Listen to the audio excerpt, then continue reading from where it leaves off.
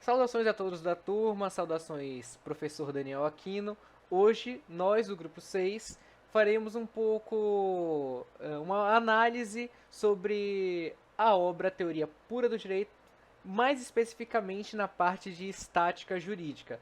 A obra Teoria Pura do Direito foi escrita pelo grandioso jurista Hans Kelsen no século passado, e aqui faremos uma abordagem, eu em conjunto com Tayane Gabriel, César Conde, Raul Ribeiro, e nós temos a Gabriele Stefani, que está nos ajudando a passar os slides. Ah, claro, eu esqueci de me apresentar, Andrei Nicolas Moraes Silva, ao seu dispor. Podemos dar início. Pode passar o slide. Como dito anteriormente, o tema será estática jurídica. Pode passar. E Hans Kelsen começa já tratando de sanção. A sanção, que seria aquele ato de coerção estatuído, institucionalizado pela ordem jurídica positiva. Vamos lembrar que o Hans Kelsen era um positivista. E a sanção é justamente direcionada àquela ação ou omissão determinada anteriormente, já pela mesma ordem que foi falado anteriormente, e em lato sensu, ela pode estar relacionada a alguma coisa penosa, alguma coisa maléfica, ou tem alguns outros atos de coação que não tem esse caráter, mas aqui ele vai tratar um pouco sobre o stricto sensu, o sentido estrito. Pode passar. No sentido estrito, isso no direito no caráter nacional, as sanções aparecem como pena ou como execução forçada. Qual que é a diferença entre as duas? Bem, primeiramente, ambas têm o caráter de produzir um mal à pessoa que provocou a sanção, ou também podem relacionar-se a uma privação de algum bem, algum direito, por exemplo. Então, nós, por exemplo, você roubou, você será privado do direito de liberdade. Também pode se considerar isso um mal também, mas nesse caso, privou-se do direito de liberdade. Nós temos nesse quesito a execução também como um caráter mais de indenizar um ilícito, ou seja, reconstituir algo que foi quebrado, diga-se assim. Claro, a gente vai ver mais pra frente que não é bem quebrar a ordem jurídica, mas digamos, vamos usar este exemplo para isso. Seria a indenização do ilícito, seria justamente você pegar algo que está em inconformidade com a norma e tentar restaurá-la. Mas nos casos que não seja possível restaurar a situação que a norma previu anteriormente, o ideal seria procurar outra maneira de se indenizar, por exemplo, uma pena pecunitária. Vamos pegar o primeiro exemplo de retornar ao estado original, retornar ao estado do dever ser, como o Kelsen adora falar. Digamos que você, Tayane Gabriela, você foi convocada a comparecer ao tribunal como uma testemunha de um crime que você viu na 7 de setembro. Você tem esse dever. Você pode não cumprir esse dever. Você tem liberdade para isso. Mas, você descumprindo esse dever, você está indo contra aquilo que a ordem determina. Você está indo contra o dever ser. Você está naquela parte do ser. É o que você quer. Mas, o que acontece com a indenização do ilícito? Você pode ser muito bem forçado a ir lá. Podem vir alguns policiais. Enfim, você seria coagida no sentido de ação coercitiva para comparecer ao tribunal como testemunha. Você não quis, mas você vai. Não importa. Isso é muito determinante para o Kelsen. Já num caso de patrimônio, por exemplo, eu tenho um quadro que foi pintado pela minha avó há 50 anos atrás. Imagina, era muito jovem. E aí o César, com muita raiva de mim, entendeu? Não, pô, eu desmarquei um jogo com ele que eu tinha combinado há uma semana atrás. Ele vai lá, invade a minha casa, fala: "Ah, esse quadro aqui, ó, isso aqui, ó, você vai ver só". Ele pega lá e joga no chão, quebra, taca, risca, enfim. Pô, isso é um negócio até meio maluco, assim, mas é uma situação em que não se pode reverter o passado. César, numa, numa sanção, por exemplo, para esse caso, ele não teria o poder de voltar no tempo e impedir que isso acontecesse. Então, ele teria que ter o dever de me pagar uma indenização. Claro, um quadro pintado pela minha avó não teria preço assim, se você for falar de uma questão moral, mas não fala de moral perto de Kelsen. Kelsen é positivista. Então, nesse caso, uma pena pecunitária seria aplicada ao César, nesse caso. Ou então, é, nos casos de depredação de patrimônio público, é, como a gente poderia tratar? Também uma pena pecunitária seria algo aplicável naquilo ali. Você vai pagar, você vai indenizar aquilo que você quebrou, você pecou ali na sua ação ou na sua omissão também. É, na execução civil, está muito ligado também essa questão de valor atribuído a um indivíduo que foi lesado, e justamente a execução forçada ela já diferencia-se um pouco da pena patrimonial que eu tinha mencionado anteriormente, no sentido de pena patrimonial geralmente se refere a você indenizar, dar dinheiro, dar no sentido de você estar sendo coagido, a dar dinheiro a um cofre público. Seu dinheiro vai para o Estado, né, para o grandioso Estado. Na execução forçada, geralmente vai diretamente ao lesado. Então, no caso do César, que quebrou o quadro da minha avó, seria uma execução forçada. No caso daquele que depredou um patrimônio público, pena patrimonial. Compreendido? Beleza, então vamos passar adiante. Nós temos as sanções, aí já vamos tanto quanto pena quanto execução, e ambas têm determinadas aplicações diferenciadas.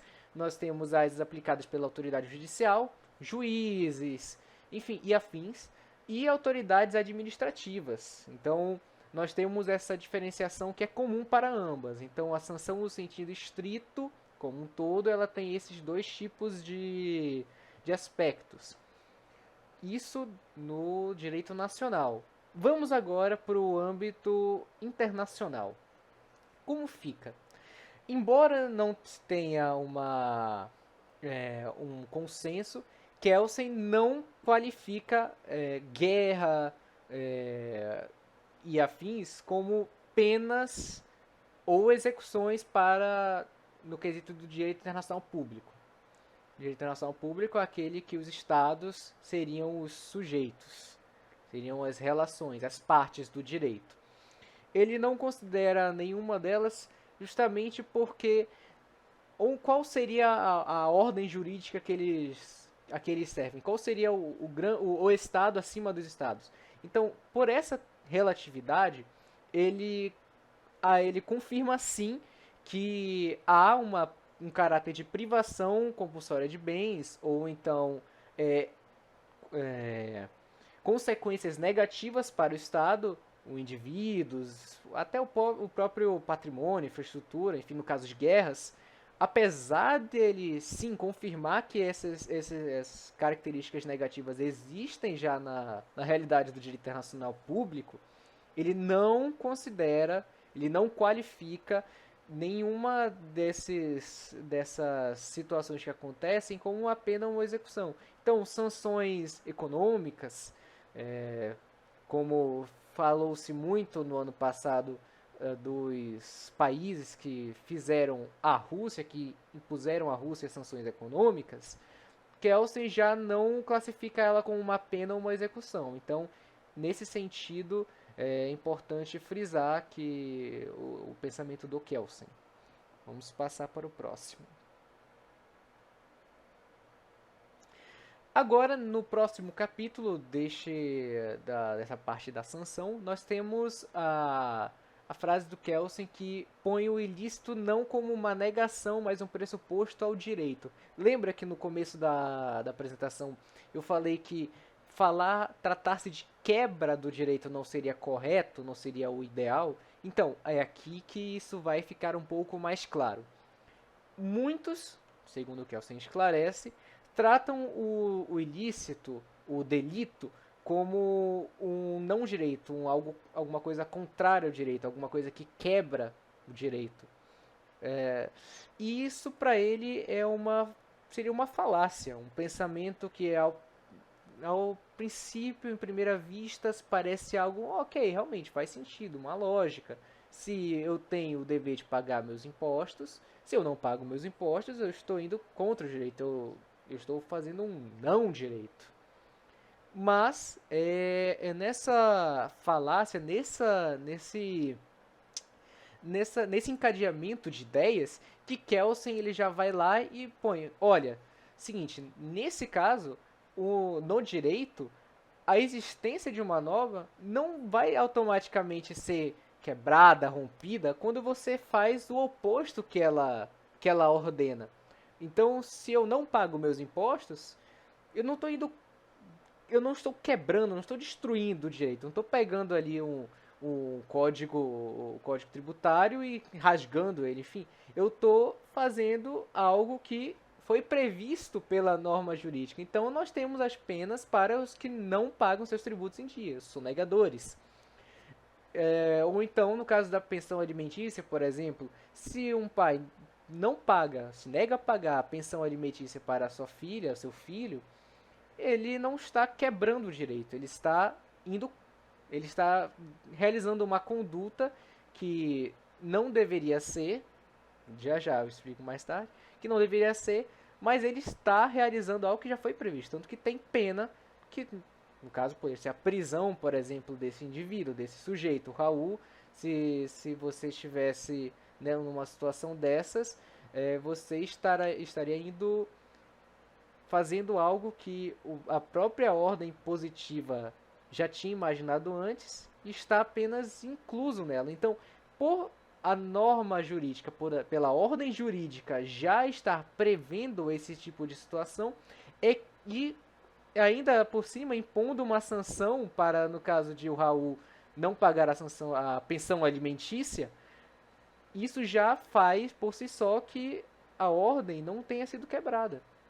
Ela poderia ser quebrada se a sanção não for colocada, por exemplo, se não houver nenhuma resposta, aí já pode falar em uma outra seara.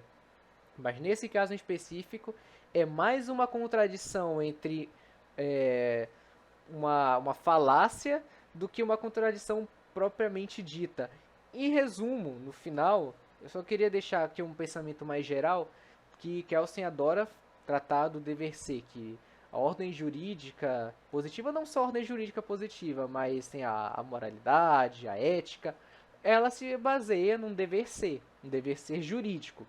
Então, no caso do Raul, ó, você deve pagar uma pensão alimentícia. É isso que ele deve fazer. Mas se o Raul quiser, não vou pagar. Isso é o que ele é.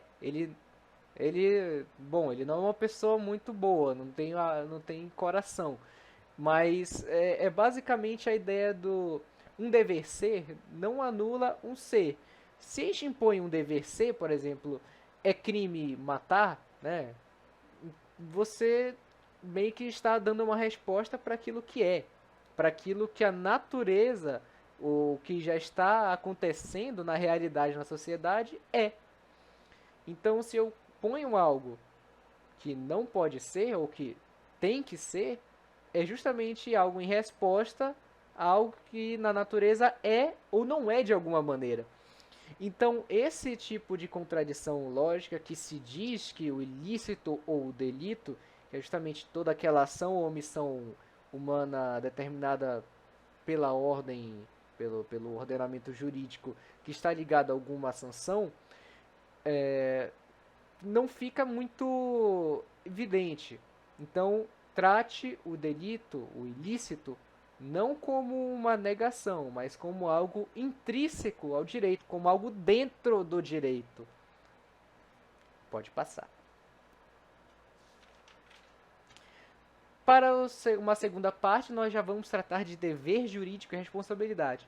não podemos esquecer, inclusive, de alguns detalhes do capítulo anterior. Pode passar. O que seria o dever jurídico? Com o dever jurídico, a gente não pode esquecer também dos conceitos de normas, que já estudamos anteriormente também.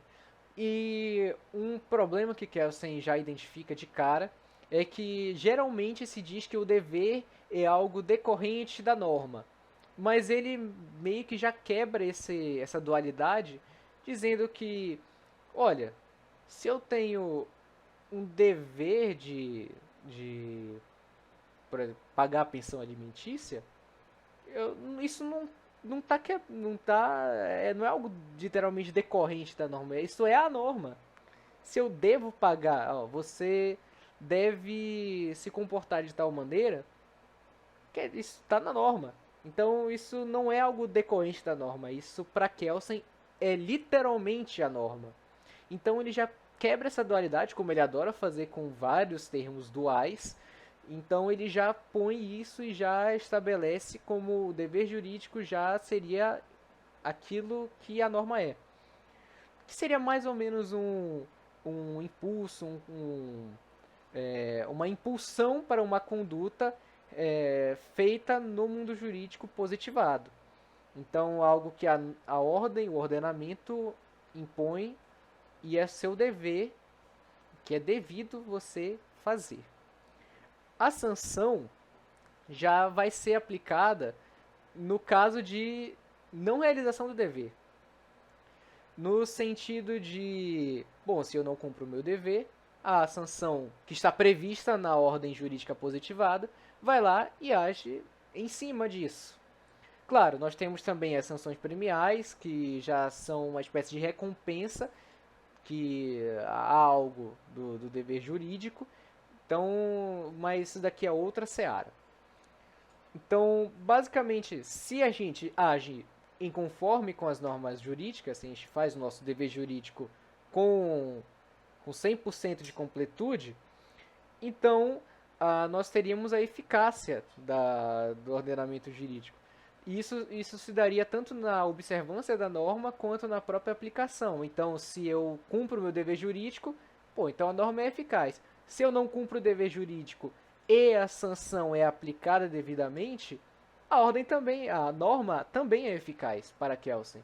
Isso aí já também tem mais ou menos dito no princípio do mínimo de eficácia da norma jurídica, que também estudamos já no semestre passado e nesse semestre também. Então, o conteúdo do dever geralmente é a conduta de um indivíduo só, embora também possa se ligar a uma sociedade, a um coletivo. Por exemplo, lá no primeiro capítulo, no começo da apresentação, quando eu falei Tayane Gabriela é convocada, tem o dever de comparecer ao tribunal como testemunha de um crime ocorrido na 7 de setembro. O dever jurídico é individual, é dela, ela tem o dever de fazer aquilo. No caso de todos têm o dever de pagar seus impostos em dia, já é um dever coletivo, é um dever geral, é um dever que abarca a sociedade como um todo. Isso é apenas um exemplo para ilustrar um pouco mais. Pode passar. Então, geralmente o Kelsen ele fala que as pessoas costumam usar o conceito de dever jurídico ao sujeito passivo. Nós vimos no período passado a diferença na relação jurídica do direito subjetivo para o dever jurídico, né, o dever subjetivo. No caso, a gente já retoma ali os conceitos também automaticamente de sujeito passivo e sujeito ativo. O sujeito ativo seria aquele portador do direito subjetivo e o portador do dever jurídico é o sujeito passivo. O sujeito passivo ali, só ressaltando que é um indivíduo cuja conduta é um pressuposto em que é ligada uma sanção dirigida contra ele mesmo, contra esse indivíduo. Então, como consequência da conduta que está se referindo à norma jurídica. Seja por essa conduta algo que possa fazer, produzir a sanção, o efeito da sanção. Então, se você fizer o ilícito, você vai estar provocando a sanção. E se você for evitar a sanção, você está fazendo aquilo, o dever ser. Você está cumprindo o dever ser que a norma jurídica está te impondo. Falando em dever ser, nós temos aqui a questão do pensamento de Kelsen sobre o dever jurídico e dever ser. Kelsen já começa ali, como sempre, criticando o justnaturalismo. Na sua teoria pura do direito, ele já coloca a ideia de que para você definir a ordem jurídica, o dever jurídico, você deve esquecer todo aquilo dos justnaturalistas, da teoria tradicional do direito, como ele costuma falar na sua obra. Por quê? Quando você usa o dever jurídico junto, quando ele se confunde o dever jurídico com o dever moral, começa a dar alguns problemas no sentido lógico. No sentido que a moral é muito relativa, entendeu? Por exemplo, bigamia ou poligamia não está oficializado no Brasil. Não é permitido no Brasil um casamento bigâmico ou poligâmico. Lá no Oriente Médio as coisas são diferentes. Então, assim, nós temos a questão moral. Isso permitido, quando eu falei permitido no Brasil, é moralmente, porque a maioria da população é cristã. No cristianismo, moralmente é errado um casamento bigâmico, poligâmico. No Oriente Médio, com as religiões islâmicas, já não é. Então, o Kelsen já questiona essa relatividade já. Então, essa ideia moral, o Kelsen já pega para o lado e ele fala, dever jurídico é só aquilo que a norma jurídica fala que é dever jurídico. Então, o dever jurídico é um dever jurídico porque a norma jurídica fala que ele é um dever. E impõe uma sanção caso você não cumpra esse dever jurídico. É só por isso que, para Kelsen, o dever jurídico é como é. Então, podemos passar. Responsabilidade. Isso é algo interessante porque é algo básico já para direito penal e outros direitos também, civil e afins. A responsabilidade seria justamente aquela relação que o indivíduo tem com um ato sancionatório a ele dirigido. Como assim?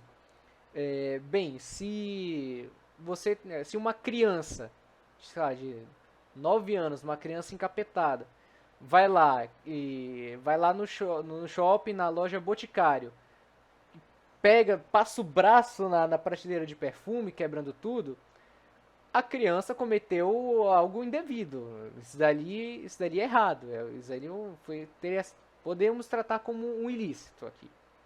Por exemplo, é só nessa situação. Digamos que ali seja tratado como um ilícito. Quem é que vai pagar por aquele prejuízo que a Boticário vai ter? Não é a criança nem trabalha. Bom, não é para trabalhar.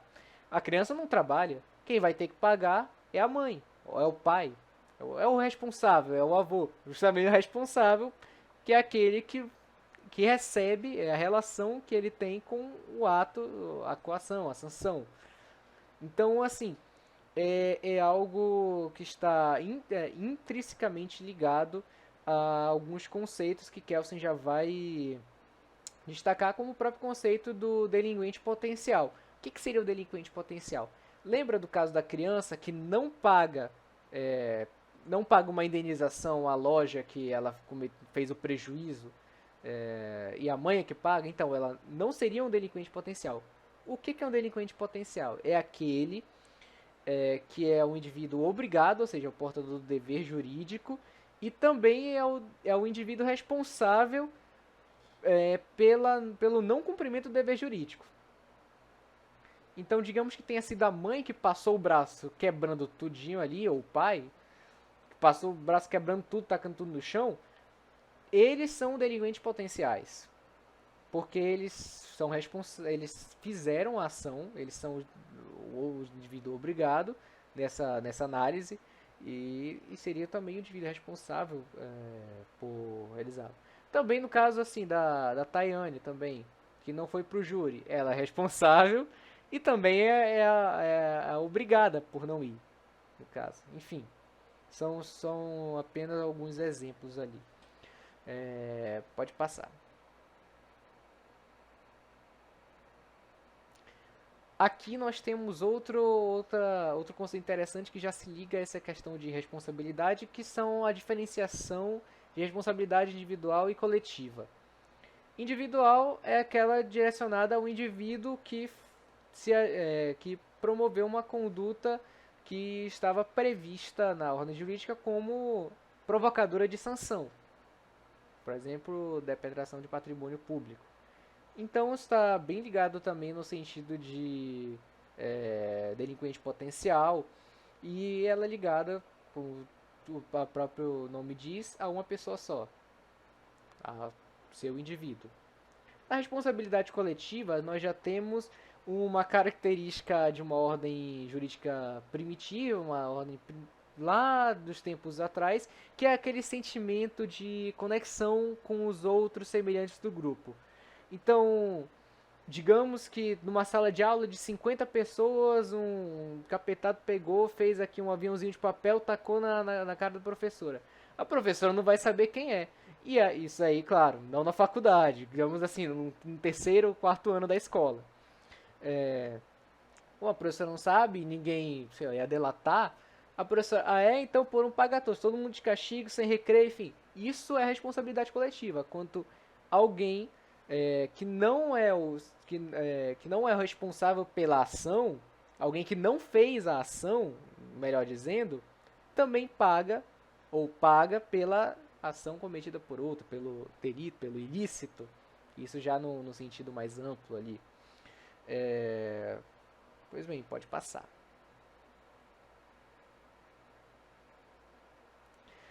Outro detalhe é essa responsabilidade pela culpa e pelo resultado. Aqui nós já temos alguns conceitos que Kelsen usa, que a gente conhece como o dolo, e, por exemplo, um crime doloso e um crime culposo. A responsabilidade pela culpa seria um exemplo clássico de crime doloso, aonde coincide o ânimo em fazer uma ação, o ânimo do ilícito e o resultado do ilícito. Então, ó, se eu acho o César na rua dirigindo, porque, safado, quebrou o quadro da minha avó, eu ligo meu carro, vou atrás dele e atropelo o cara. Pronto, eu quis, meu ânimo, minha vontade era matar o César, porque ele quebrou o quadro da minha avó. Eu quis, responsabilidade pela culpa. Quando eu não quero, eu tava. Eu tava manobrando meu carro. Eu tava indo de ré ali pra trás, pô, e eu não vi. Tinha uma criança ali, atrás do carro. Nossa, bati na criança, caiu lá, se machucou todinha ali, tudo. Responsabilidade pelo resultado, porque você não tinha vontade, você não tinha o ânimo de realizar uma ação. Então você é responsável sim, mas pelo resultado. Isso é o culposo, como a gente usa aqui no direito brasileiro. Pode passar. Nós já tratamos de dever de indenização anteriormente, que seria ligado muito à execução forçada, né, que está presente bastante no direito civil, que é justamente a obrigação de ressarcir os prejuízos causados a outra pessoa. No caso do César, no primeiro caso, não do que eu atropelo ele, mas que ele quebrou o quadro da minha avó e ele me paga, ele tem esse dever de indenização. Lembrando, um detalhe, Kelsen ele não põe o dever de indenização como uma sanção, inicialmente. Ele bota como sanção quando você dá um prejuízo e você tem o dever de indenização e você não faz o dever de indenização. Então, por exemplo, no caso da Boticário, dos perfumes que vão sacando pelo chão, a mãe, ela tem o dever de indenizar aquilo ali, que a mãe ou o pai, enfim, que foi quebrado pelo filho ou por ela mesma. E se ela não cumprir esse dever de indenização, aí que pode se entrar com o aparato estatal para poder coagi-la, fazer de uma forma coercitiva a pessoa a fazer a ação. Pode passar.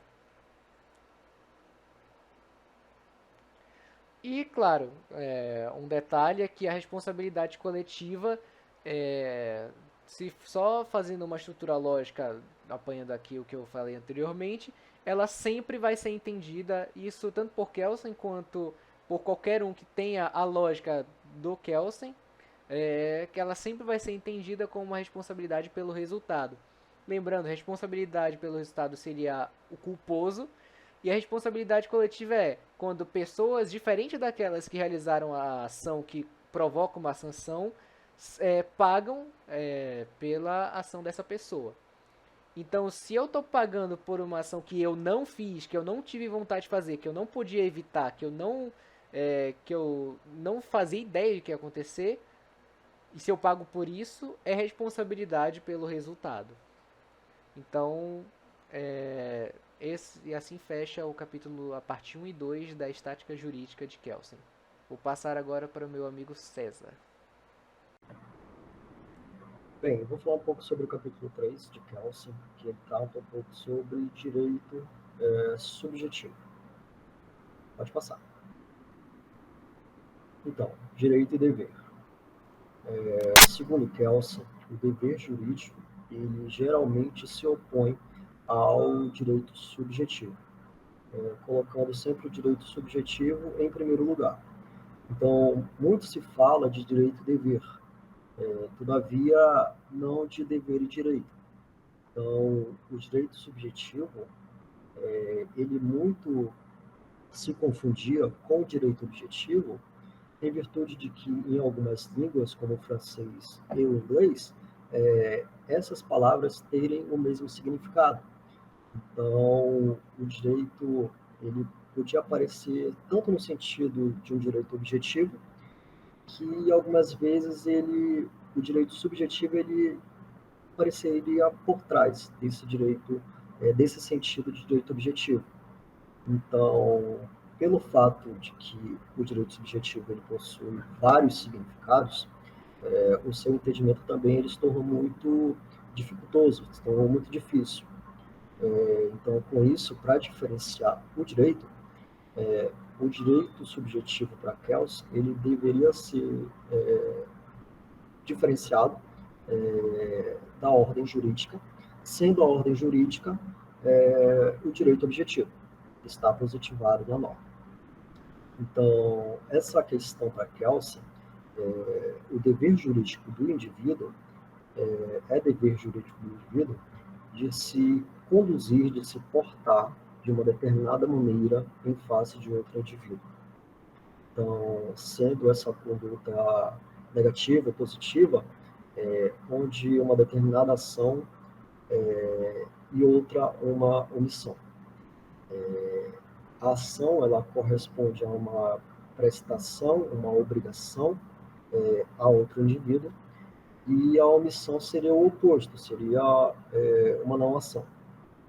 Então, dizer que o indivíduo ele é obrigado a uma determinada conduta significa dizer também que, caso esse indivíduo não cumpra essa conduta, vai haver uma sanção, vai haver uma punição, onde o seu dever é a norma que diz como vai ser essa conduta, enquanto cria uma sanção a essa conduta oposta.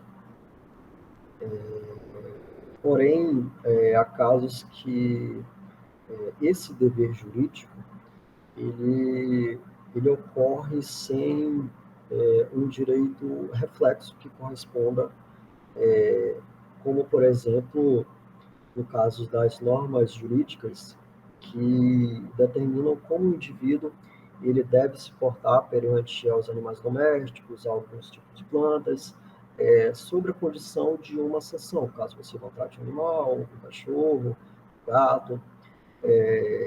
Todavia, o argumento de que esses animais domésticos, essas plantas, não são sujeitos de direito reflexo, porque eles não são pessoas, ele não é mais válido.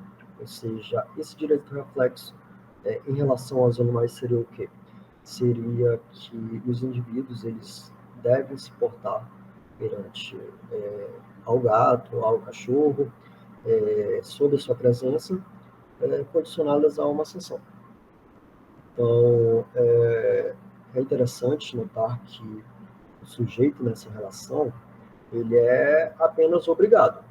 Mas esse mesmo indivíduo que tem que se portar diante de uma conduta, ele pode violar ou pode cumprir esse dever.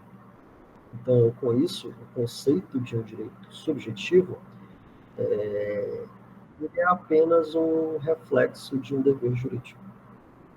Então, se afastando um pouco da hipótese dos direitos naturais, e considerando apenas que os direitos de uma ordem jurídica positiva, então eles conseguem ver um direito subjetivo que pressupõe a relação com o dever jurídico. Pode passar. Então, ocorre a distinção, segundo Kelsen, entre direitos reais e direitos pessoais. Kelsen, ele segurava sobre muito da bagagem da antiga Roma, da jurisprudência romana, que costumava distinguir entre o direito sobre uma coisa e o direito sobre em face de uma pessoa. Essa distinção entre direito sobre uma coisa e direito sobre face de uma pessoa, segundo Kelsen, ela induz ao erro, ela induz errada essa distinção. Por quê? A partir do momento em que você exerce o direito sobre uma coisa, você compra um carro, compra uma casa, você também diretamente se relaciona com pessoas. Então, o direito real subjetivo, por excelência, segundo Kelsen, é a propriedade. Então, sendo a propriedade uma espécie de domínio exclusivo de uma pessoa sobre uma coisa, que regula a conduta dos indivíduos nas suas trocas, nas suas relações. Então, aquilo que é exclusivo de uma pessoa, aquilo que você compra, é exclusivamente seu. Nenhum indivíduo pode tomar posse, nenhum indivíduo pode tomar, porque se tomar, vai ser uma conduta e vai ser aplicada uma sanção. Então, a teoria jurídica tradicional defende a ideia de que o direito subjetivo dá a ideia, perdão, enfim,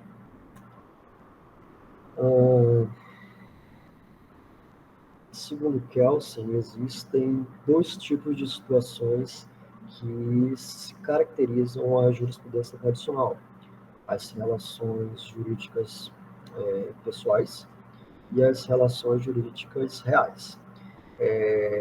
Essas classificações elas são classificadas e distinguidas como direitos reflexos absolutos e direitos relativos.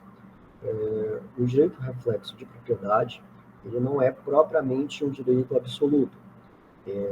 O reflexo de uma variedade de deveres, de um grande número, um infinito número de pessoas em face de um. E esse mesmo indivíduo, com relação a uma coisa que é diferentemente relacionada a um crédito em que o cidadão empresta o dinheiro ao indivíduo, só que esse indivíduo ele tem a obrigação de pagar o credor.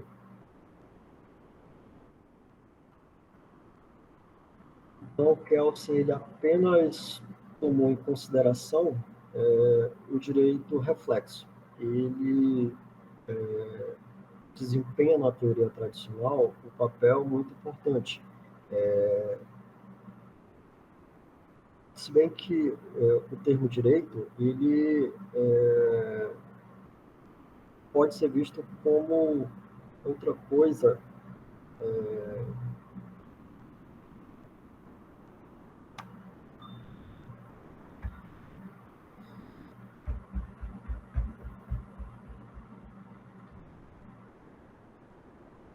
Pode passar.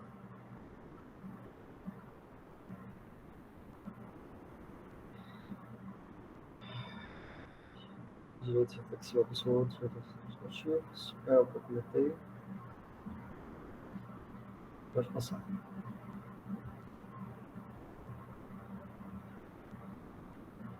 Direito subjetivo como interesse juridicamente protegido.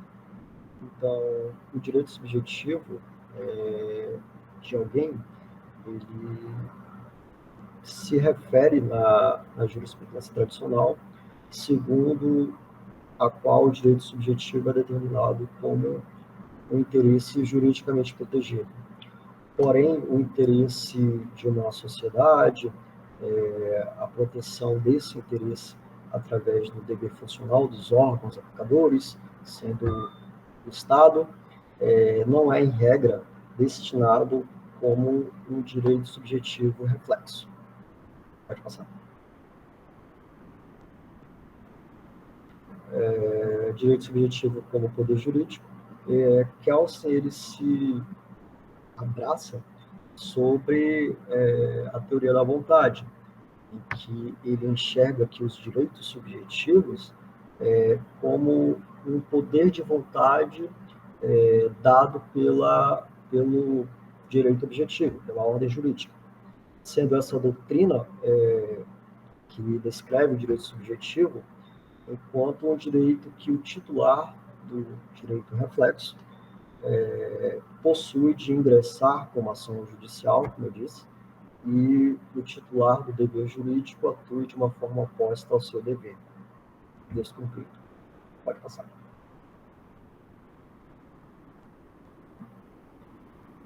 Direito subjetivo como poder jurídico. Pode passar também. Bem, direito subjetivo como permissão positiva é uma situação designada como uma titularidade de um direito ou de um direito subjetivo, que também pode consistir no fato de a ordem jurídica condicionar uma determinada atividade. Esse exercício dessa referida atividade, sem autorização devida, ela demanda da autoridade competente e é proibida e está sujeita a uma sanção.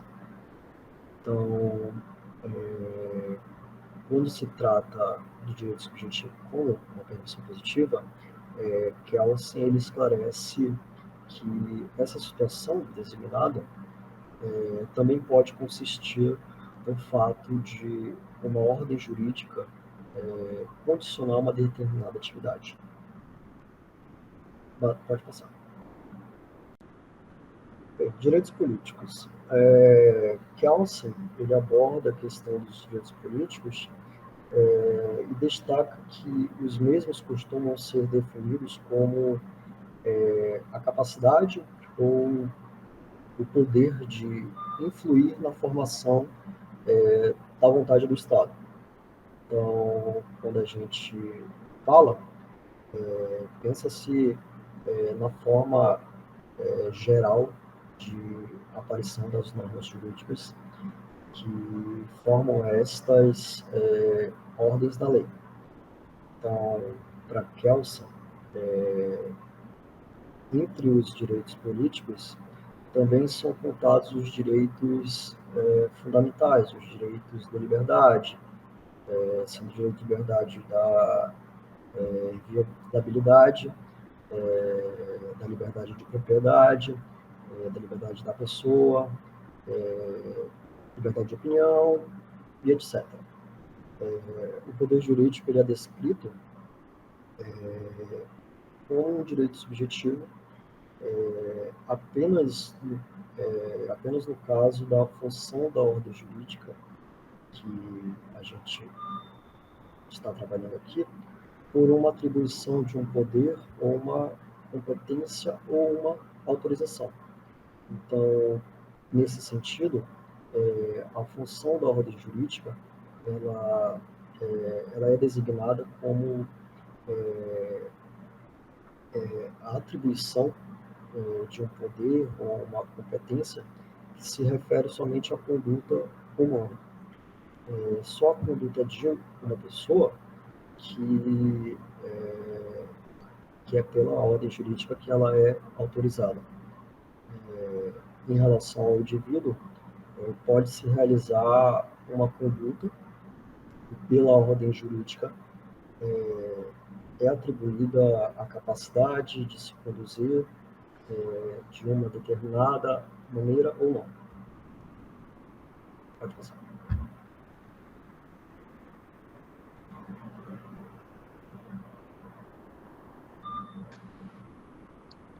Então, boa noite. Chegamos aqui na parte da capacidade de exercício de Kelsen. E nesse tópico, ele vai iniciar falando da conduta humana. Para ele, a conduta de um indivíduo é autorizada pelo ordenamento jurídico. E ele vai classificar o direito enquanto uma ordem coercitiva, sendo que essa ordem coercitiva, ou esse ato de coerção, ele vai estar sendo classificado como um devendo ser. Então, logo nesse início desse tópico, ele usou como exemplo um indivíduo que encontra um objeto de valor ou algo de valor e não comunica à autoridade competente. Sabemos que só por ele não ter comunicado, ele já vai levar uma sanção, já vai ser aplicado um ato coercitivo sobre esse indivíduo. Apesar de que atualmente isso é difícil acontecer, né? Poucas vezes a gente acha dinheiro na rua. Com o surgimento do Pix, inclusive temos um exemplo na realidade, quando a Rede Globo enviou um Pix sem querer para um homem, um desconhecido, e esse homem até ficou um pouquinho famoso. Automaticamente, quando o Pix caiu na conta dele, ele comprou uma casa ou um apartamento, algo assim, não lembro bem. Mas, enfim, esse homem foi para a justiça com a Rede Globo e foi aplicado sobre ele uma sanção. Ou seja, ele perdeu, porque ele teria que devolver aquele bem. Então, voltando à conduta de um determinado indivíduo, que se classifica que ela é autorizada pelo ordenamento jurídico. Mas é relevante ressaltar que somente a conduta humana é autorizada pelo ordenamento jurídico. Porque, vejamos, uma pessoa, que ele também cita no livro, um determinado indivíduo que pega uma doença contagiosa e ele vai ter que ser enterrado. Internado, gente, internado, não é enterrado. Ele vai ter que ser internado. Vejamos, o ordenamento jurídico, ninguém coergiu ele a pegar essa doença, mas os enfermeiros ou as pessoas que trabalham no hospital vão ter que internar esse indivíduo. Prosseguindo, Kelsey também vai classificar a capacidade delitual e a capacidade de exercício. A capacidade delitual ela é qualificada pela ordem jurídica a cometer delito. Tenhamos também aqui a capacidade de exercício, que é a capacidade que nós temos de exercer nossos direitos e também os nossos deveres. Apesar daí, nós teríamos os negócios jurídicos. E dentro dos negócios jurídicos também temos a capacidade negocial, aí entra a capacidade processual e entra também o contrato, que também é um dever ser, onde duas pessoas estarão ali fazendo contrato, enquanto uma vai dever, uma vai ter que obedecer uma determinada coisa, a outra vai ter que cumprir. Então, a gente tem aí os indivíduos criando normas. Vamos para o próximo tópico, que é a competência. Essa competência aqui, ela é basicamente, vamos trazer, por exemplo, aqui do Brasil, o poder legislativo. Ele vai criar leis, ele vai elaborar leis. Aí, quando vai para o poder judiciário, já é outra competência, ele vai julgar, ele vai olhar o caso concreto.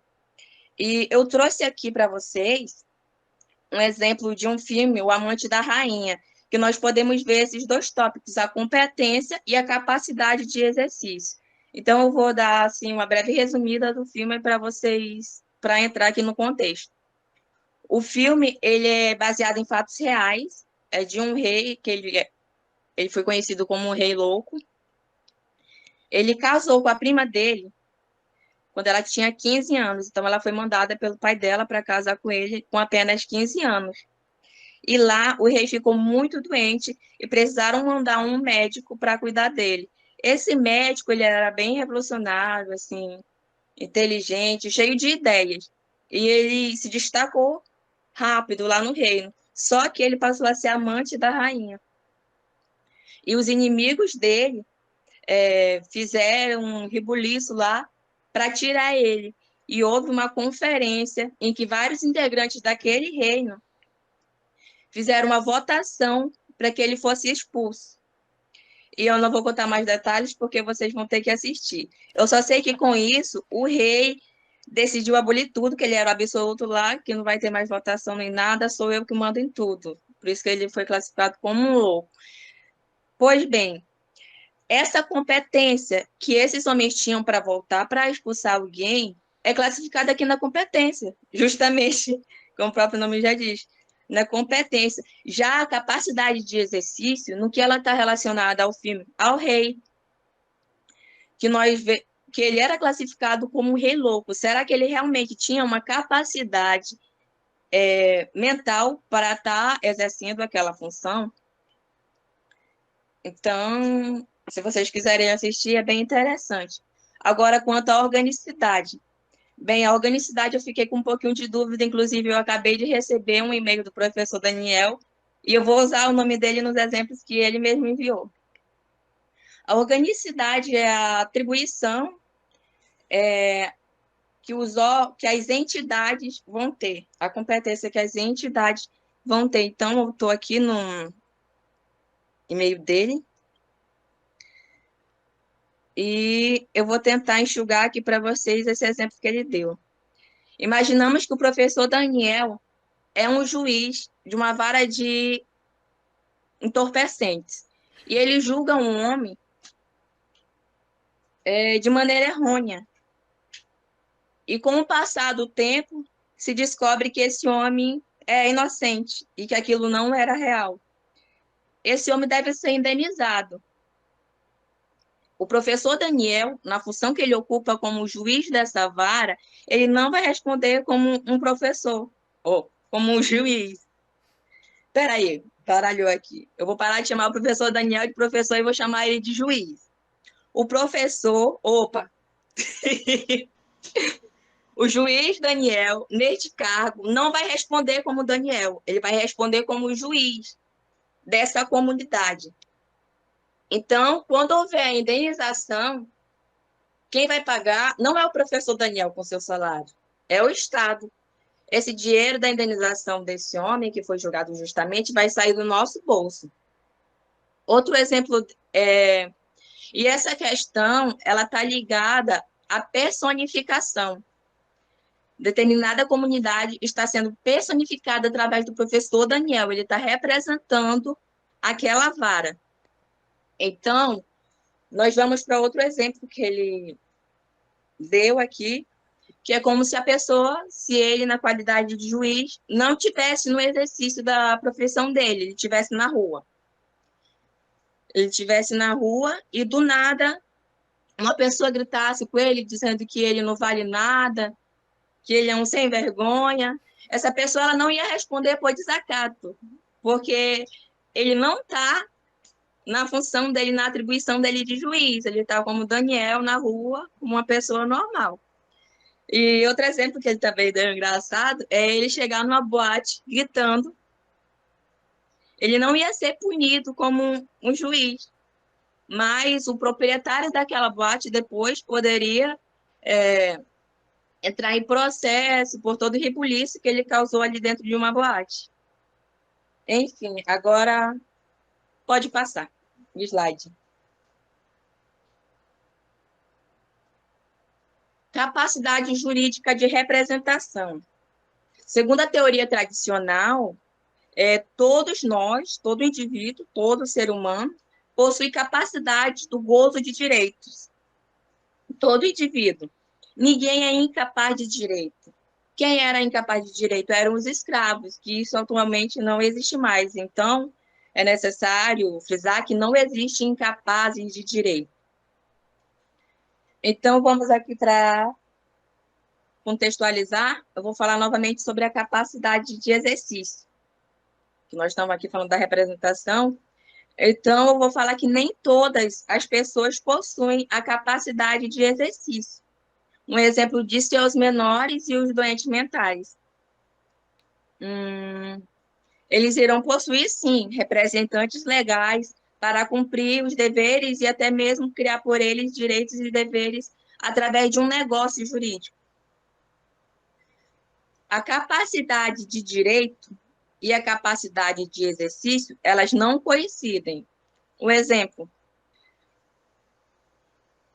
esses incapazes, os incapazes mentais, os doentes mentais e os menores, eles têm capacidade de direito, porque eles possuem direitos. Porém, eles não possuem a capacidade de exercício. Aqui tem uma crítica que eu notei aqui, sobre a conduta deles não ser pressuposto de uma sanção. Então, suponhamos que uma criança, ela mata um indivíduo. Essa criança, ela não vai responder por homicídio, porque ela não tem a capacidade delitual. Essa criança, ela vai responder por ato infracionário aqui no Brasil, ato infracionário. Mas para a Kelsen, essa criança, ela simplesmente não vai responder. Então, tá. Se por acaso alguém respondesse por ela, aliás, ninguém pode responder por ela. Se o pai dela, por acaso, respondesse por alguma coisa, seria pela violação do dever dele de pai de vigiar a criança, para a criança cometer aquilo, mas não necessariamente pelo que ela cometeu. Tá bem, deixa eu me situar. Eu falei da criança, do menor, e nós temos também, suponhamos que uma pessoa com a capacidade de exercício mate outra. Essa pessoa, ela vai responder por homicídio. Ela vai responder por homicídio.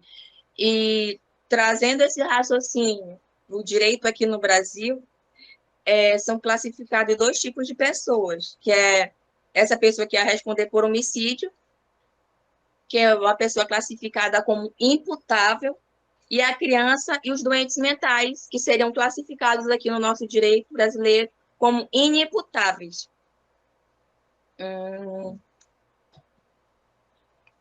Tá. Essa situação, segundo Kelsen, ela vai mudar quando passar a se tratar da execução civil e da pena pecuniária. Por quê? Porque na execução civil, as sanções, elas são privações compulsórias de valores patrimoniais, especialmente da propriedade.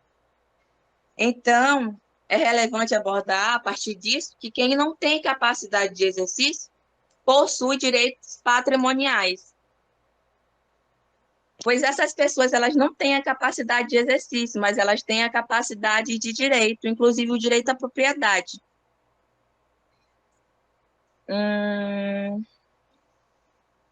Pois bem, o sujeito de dever e o seu representante.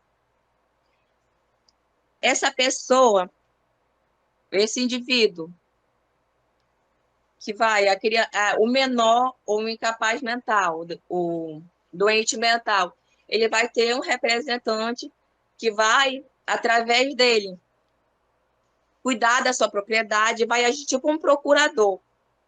Aí, Kelsen até entrou na seguinte questão. E se esse indivíduo não cumprir com o dever, quem vai responder? Se ele não pagar, por exemplo, uma casa lá, quem vai responder vai ser ele ou o representante?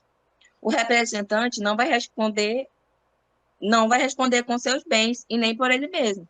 Ele só vai estar representando. Caso essa pessoa não pague, a pessoa que ele está representando, o representado mesmo que vai ser punido através dos seus bens. Então, o representante ele sempre vai estar assim, só representando. Eu trouxe aqui a representação legal, que você também mencionou, e a representação negocial. A representação legal é aquela que é obrigatória. Toda criança, todo menor ou todo incapaz mental, ele vai precisar de um tutor ou de um representante, obrigatoriamente. Isso é automático. Já a representação negocial é uma pessoa que vai se propor a representar, cuidar das obrigações e dos direitos através de negócios jurídicos. Isso também vai se subdividir em representação mediata e representação imediata. A representação mediata, ela não vai automaticamente, depois que os direitos forem gerados, para o indivíduo, para o representado. Inclusive, eu trouxe até um trecho aqui. Quando os direitos e deveres criados por determinados negócios jurídicos se tornam, primeiramente, dos representantes e têm de ser transferido posteriormente para os representados através de um novo negócio jurídico. Então, isso aqui vai ser transferido para o representado através de um novo negócio jurídico, como eu acabei de ler. Já a representação imediata, ela é mais simples. Assim que o negócio jurídico for feito através de uma representação, ele já vai imediatamente para o representado, como o próprio nome já diz, imediato. Pode passar.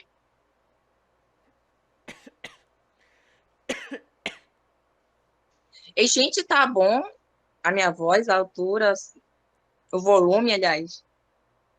Ok. Relação jurídica. Bem, gente, a relação jurídica é a relação entre os indivíduos. Por exemplo, ela vai ser uma relação constituída pela ordem jurídica. Temos a relação jurídica privada, que eu trouxe aqui, eu vou fazer um paralelo com o Brasil, e a relação jurídica pública. A relação jurídica privada, ela é de particular com particular. E aqui no Brasil, essa relação ela é chamada de relação horizontal, pois há uma igualdade entre as partes. Já a relação jurídica pública, ela é uma relação entre o Estado e o indivíduo, particular, no caso, com licença. Esta relação ela não é dotada de igualdade, pois sabemos que o Estado é considerado mais forte. Então, aqui no Brasil, nós também chamamos essa relação de relação vertical. Pensei que tinha acabado, mas tem mais alguns tópicos aqui que eu coloquei que são importantes. A relação jurídica de natureza especial, que é o principal, né, o contrato de compra e venda. Por exemplo, eu compro um carro do professor Daniel.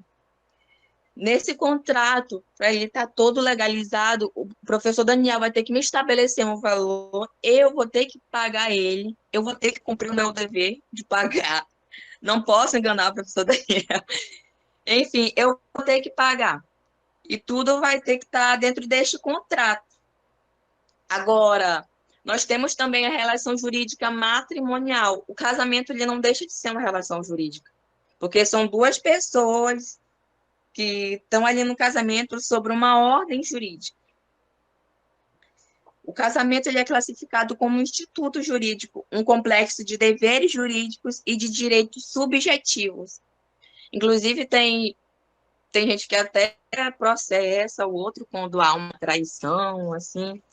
Enfim, e foi isso, gente, a minha parte. Agora eu vou passar para o meu colega Raul para dar continuidade. Muito obrigada. Boa noite, professor. Boa noite, colegas. Boa noite aí a todo mundo que está assistindo. Eu sou o Raul Ribeiro Valente e eu vou falar um pouquinho sobre o sujeito jurídico e sobre pessoa. Para começar, o sujeito jurídico, na obra de Hans Kelsen, ele divide um pouco o conceito de sujeito do dever jurídico de sujeito do poder jurídico.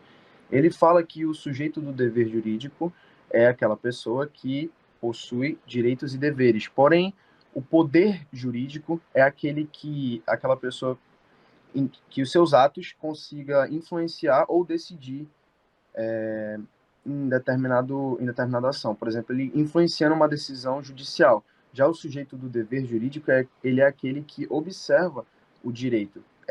Cabe a ele a capacidade de delinquência, de violar ou não o direito. Então, o sujeito do poder jurídico, ele já se coloca mais numa ideia de quem faz o direito, já o sujeito do dever é aquele que o viola ou não. Para a gente iniciar a questão de pessoa, a gente pode começar diferenciando pessoa entre pessoa física e pessoa jurídica. Como pessoa, no geral, entende-se o homem que é portador de deveres e direitos. Até um assunto bem polêmico, justamente porque se considera a pessoa física natural e a pessoa jurídica artificial. Porém, a gente vai entender conforme eu for falando que existem pequenos detalhes aí. Bem, então, a pessoa física, ele é o indivíduo, certo? Se o portador é o indivíduo, então a gente está falando de pessoa física. Se o portador, ou seja, a pessoa, porque pessoa ela não é apenas citada para homem, para o indivíduo. Pessoa também pode ser entidades, como associações, sociedades e etc. Nesses casos dessas entidades, se elas forem os portadores desses deveres ou direitos, a gente diz que é uma pessoa jurídica, ou um PJ, né?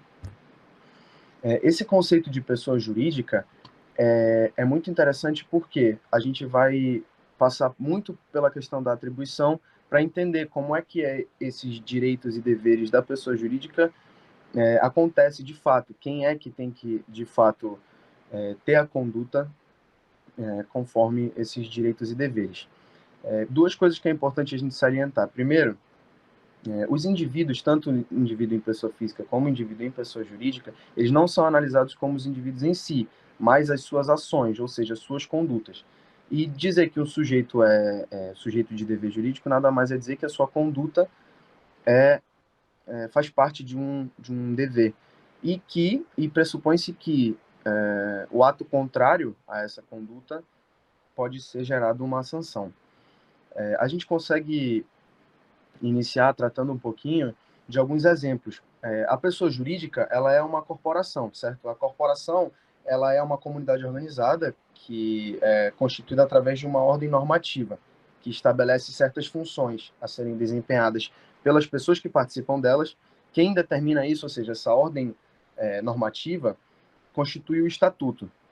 O estatuto, ele basicamente regula a conduta de pluralidade desses indivíduos que fazem parte da organização, no caso da corporação, da pessoa jurídica.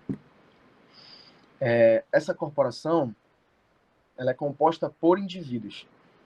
E esses indivíduos são os responsáveis pela conduta. A gente tem algumas diferenças. Por exemplo, no texto, ele cita se uma corporação, ou no caso, uma pessoa jurídica, aluga uma casa. O direito de habitar a casa, de frequentá-la, é da associação, e não dos indivíduos que fazem parte da associação, no caso da corporação da pessoa jurídica. Da mesma forma, se a corporação compra uma propriedade, o direito sobre essa propriedade é da corporação e não dos indivíduos da corporação. A gente, com esse exemplo, a gente também conclui que os deveres também são por parte da corporação, certo? Então, o dever de pagar a mercadoria, de pagar o imposto, isso tudo cabe à pessoa jurídica, ou seja, à corporação que é feita por esses indivíduos, ou seja, no caso, esses indivíduos fazem parte. A gente consegue falar da pessoa jurídica como um sujeito agente. Aqui está escrito que ela é capaz de exercer direitos ou suportar obrigações. Esses deveres ou direitos da corporação, eles são estatuídos pela ordem jurídica estadual. E, em parte, também existe a parte que é estatuído pelo estatuto, certo? Com base numa autorização ou competência conferida pela ordem jurídica estadual. Esse estatuto, como nós já falamos, eles regulam e eles dizem quais indivíduos dentro dessa pessoa jurídica são órgãos, que são os indivíduos às quais as suas ações estão ligadas à corporação, ou os indivíduos que não possuem toda essa importância, vamos dizer, de órgão. A gente também consegue falar da pessoa jurídica como sujeito de deveres e direitos. Nós figuramos a corporação como pessoa atuante, mas também quando a representamos como sujeito de deveres e direitos. Quando nós analisamos a pessoa jurídica como sujeito de deveres e direitos, a gente entende que esses deveres e direitos eles são ligados sim à corporação. Porém, eles são ligados com a ficção da atribuição, certo? Que é basicamente uma ferramenta que nós utilizamos para conseguir fazer com que a pessoa jurídica exista na prática. Então, quem de fato vai responder tanto com a sua conduta, quanto, por exemplo, receber um valor de uma indenização devido a um direito, são os indivíduos da associação da corporação em si, e não sempre a corporação. Ou seja, todos os direitos e deveres eles são aliados à corporação, porém há um caso em que, caso a corporação não tenha patrimônio suficiente para quitar uma dívida ou a soma de uma pena, por exemplo, esses valores eles podem sim ser atribuídos aos órgãos da corporação. Isso é importante. O dever, sem esse recurso dessa ficção de atribuição, é um dever do indivíduo, que através da sua conduta pode cumprir ou violar esse dever. E pelo cumprimento ou não cumprimento desses deveres, quem responde sempre vai ser a corporação e não o indivíduo em si. Ou seja, o dever por tal conduta, cumprido ou violado, ele pode ser referido ao estatuto, quer dizer, a ordem normativa parcial constitutiva da corporação. Logo, a corporação ela é considerada como um sujeito de dever e o indivíduo é quem efetivamente cumpre ou viola o dever. E esse é considerado como o órgão da corporação. A gente pode falar também de alguns deveres e direitos que as corporações têm, por exemplo, os deveres de quitar os impostos ou, por exemplo, quando é citado em uma ação, de responder com a soma dos valores. E em direitos, a gente pode citar, por exemplo, o direito dessas corporações de participar de eleições, exercer um certo ramo de trabalho, realizar negócios jurídicos, ou o direito de fazer valer, através de uma ação, o não cumprimento de deveres de terceiros. Quando a ordem judicial estadual ela impõe deveres ou estabelece direitos, que são considerados como esses direitos da corporação, são apenas esses direitos e deveres através das condutas desses órgãos. Agora a gente pode falar um pouco... Pode passar aí o slide, Gabi.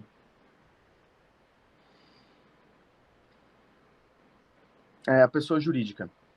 No geral, ela é uma corporação dotada de personalidade jurídica. É uma comunidade de indivíduos a que a ordem jurídica impõe deveres e confere direitos. Ou seja, esses indivíduos são quem produzem. Se difere dos indivíduos que fazem parte da corporação, como a gente já viu. Direitos e deveres da corporação são da corporação, salvo engano, aquele exemplo que eu dei. Direitos e deveres são da corporação e não dos indivíduos. A gente pode falar também um pouquinho sobre a responsabilidade da pessoa jurídica. Não é uma responsabilidade da corporação, por exemplo, um delito próprio, certo? Ela também é isenta de delitos penais, por exemplo. Só que isso não faz com que ela não assuma a responsabilidade de uma certa forma. Ou seja, ela não vai responder por delito próprio, no caso de penal, por exemplo. Por um delito atribuível à própria corporação. Mas uma responsabilidade, ela pode assumir essa responsabilidade por um delito alheio. Ou seja, a responsabilidade pelo delito do indivíduo designado pelo estatuto para cumprir aquele dever. Como a gente já sabe, o estatuto é responsável por isso. Em relação a esses direitos da pessoa jurídica, através do fato de o direito ser atribuído a essa corporação, exprime-se que o exercício do poder jurídico é determinado pelo estatuto. Por exemplo, se é um dever a prestação de prestação cujo não cumprimento deve ser feito valer através desse poder jurídico, a prestação tem de ser feita a um órgão da corporação, que foi estabelecido por esse estatuto. Dessa forma, a gente consegue perceber algumas diferenças entre a questão da pessoa física e a pessoa jurídica. De fato, a parte da pessoa jurídica é bem mais abordada na obra de Hans Kelsen, justamente por essa personificação ser um pouco complicada e polêmica para o direito. A gente consegue perceber que justamente esse conceito criado pelo direito, ele é bastante estudado. Então, agora eu vou falar um pouco sobre a pessoa jurídica como um conceito auxiliar da ciência jurídica. Então, quando se diz que a ordem jurídica confere a um indivíduo uma personalidade jurídica, torna a conduta de um indivíduo conteúdo de deveres e direitos. É até interessante essa palavra de personalidade, porque na obra de Hans Kelsen, ele também identifica que quem dá personalidade à pessoa física e à pessoa jurídica é a ordem normativa de fato.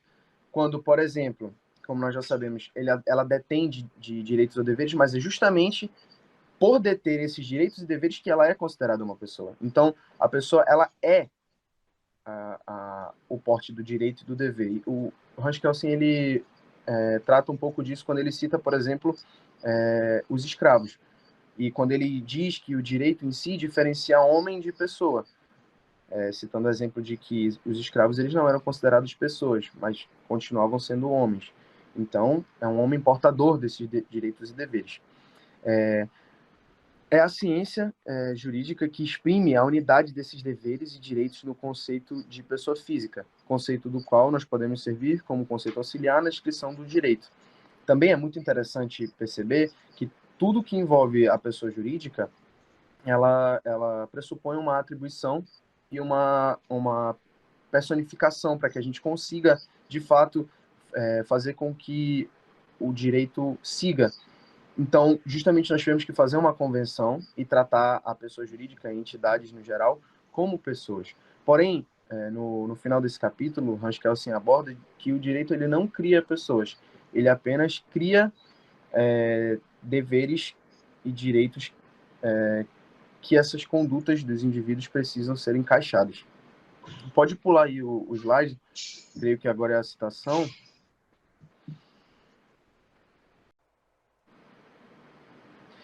Aqui nós temos uma pequena citação de uma parte do livro que pode nos ajudar a entender um pouco mais sobre o assunto em questão, a superação do dualismo do direito no sentido objetivo e no sentido subjetivo. No início da parte que coube a mim, o Hans Kelsen ele aborda um pouco essa questão de direito subjetivo e objetivo, sendo o direito subjetivo atribuído aos indivíduos.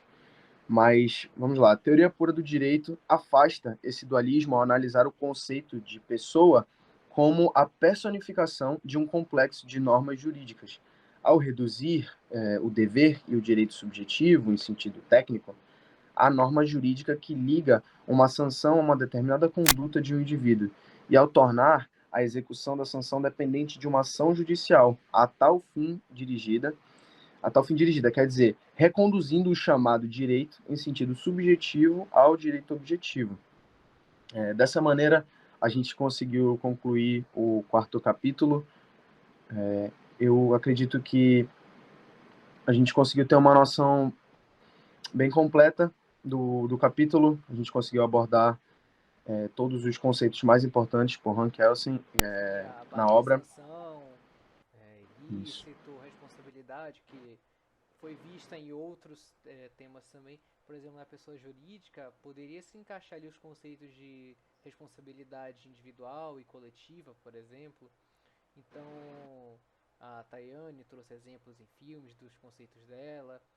Então, eu creio que nessa apresentação fizemos um apanhado aqui e agradeço a todos pela atenção e o tempo que dispuseram a apreciar a apresentação do nosso grupo 6. Então, é isso. Professor, muito obrigado pela atenção. Muito boa noite. A gente foi o grupo 6, essa é a nossa apresentação. Colegas, muito obrigado, Andrei, Gabi, César, e a outra Gabi também que estava aí no slide. Muito obrigado a todo mundo. Boa noite. Eu também quero agradecer ao professor, aos colegas que estiveram nessa apresentação, aos colegas que estão assistindo essa apresentação. E eu quero, desde já, pedir desculpas ao professor se eu me equivoquei em algum assunto que ele esteja livre para me corrigir. E é isso. Muito obrigada pela atenção. Nós tentamos ao máximo trazer o conteúdo aqui bem resumido para que vocês pudessem entender, vocês colegas, né? Que eu sei que é um assunto complexo. Eu tive muita dificuldade Inclusive, eu até mandei algum e-mail para o professor Mas com algumas conseguimos, dúvidas. no final, Isso. vamos ter uma ideia base melhor. Muito obrigado, pessoal. Boa noite. Perfeito. Valeu, gente. Boa noite.